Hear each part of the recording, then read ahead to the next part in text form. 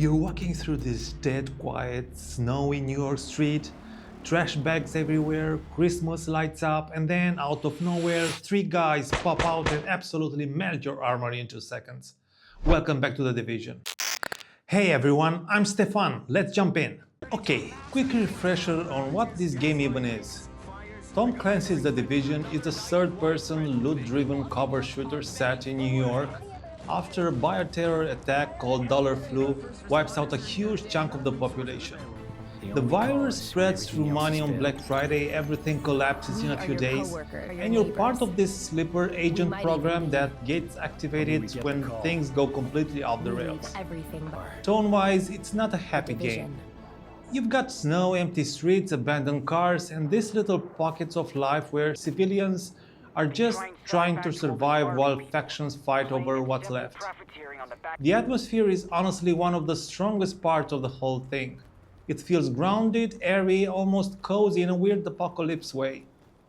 Story itself, it's fine. You're slowly pushing different enemies, factions out of Manhattan, building up your base of operations, and trying to track down who started this whole thing.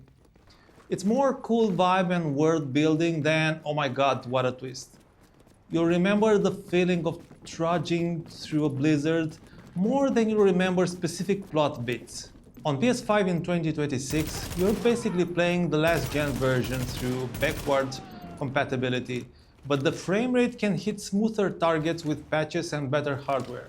It's not some full remake or PS5 native overall, but it does feel cleaner and more stable than it did on old hardware. So if you're here for a deep emotional story, The Division isn't that. If you're here for the realistic sad New York where I slowly become a walking tank, yeah, this setting absolutely still works. Alright, let's talk about the parts you're actually going to spend hours on, the gameplay.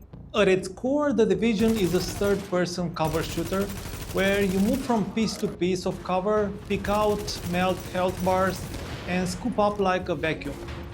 The shooting feels chunky and weighty in that numbers flying off enemies' way.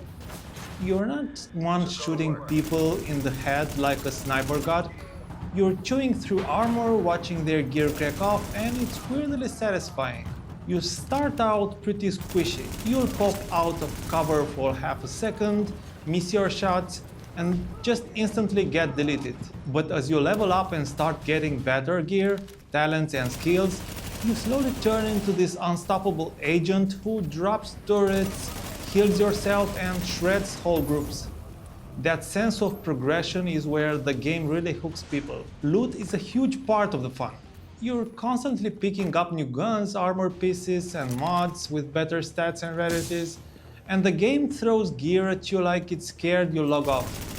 On paper, it sounds like, okay, more numbers, but in practice, it becomes that classic one more mission, maybe I'll get an upgrade loop. Skills are where you start feeling clever. You've got stuff like seeker mines, sticky bombs, healing stations, and turrets, and comboing them with your guns makes fights more interesting. Some builds lean into tanky armor with big shields, others into damage over time or support healing. It's not as wild as some modern looter shooters, but there's enough depth to make your build feel like yours. Moment to moment, missions are a mix of pushing through city streets into interiors like museums, arenas, or subway stations, clearing waves of enemies while you defend an objective or rescue someone, and then taking to a boss fight where a chunky enemy with a name and a flame tower tries very hard to ruin your day. And yeah, it can get repetitive. You'll notice that familiar Ubisoft rhythm: go to the marker, clear enemies, hold a point, watch a short cutscene, grab a loot, and repeat. If you hate that kind of structure, nothing here magically fixes it. On PS5, the gunplay and movement feel smoother thanks to better performance, and that makes difference in tight fights. It's still very much a last-gen game in terms of animation and UI, but it plays comfortably and feels a bit less clunky than you might remember from launch. So if you love tight cover shooter combat, watching your build slowly evolve into a monster, and co-op chaos with high-tension PvP moments, The Division still has a really solid gameplay loop that holds up in 2026. If you need super varied missions design, a deep, choice-driven story, and absolutely zero grind, then yeah, this is going to test your patience a bit. Alright, so should you actually play the Division in 2026 or just leave it in the backlog and move on? Let's start with the good stuff. The atmosphere is still excellent. Snowy New York, constant little environment details, and that end of the world but people are still trying, feeling. The gunplay is satisfying. The progression from weak agent to walking tank feels great. And if you like loot, this game will keep you busy for a long time. Now the downsides. Mission structure can feel samey after a while, especially if you mainline it for hours at a time. And yes, this is a grindy game. If you hate seeing numbers go up slowly, this will feel like work, not fun. So here's the honest breakdown.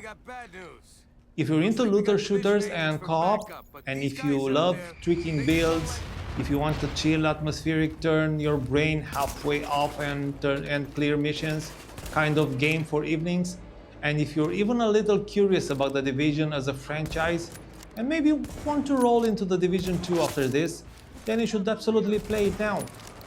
But if you mainly care about story and character drama, if you bounce hard off repetitive missions and grind, or if you only play solo and get bored doing similar encounters over and over, then it's probably better to keep it in the backlog or wait for a good sale.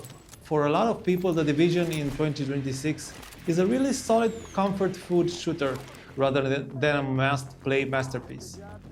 If that sounds like your kind of comfort food, it's absolutely still worth playing. So yeah, The Division in 2026, still snowy, still grindy, still kinda awesome when it all clicks. Either way, thanks for hanging out, take care of yourself, and don't stand out of cover for more than like half a second.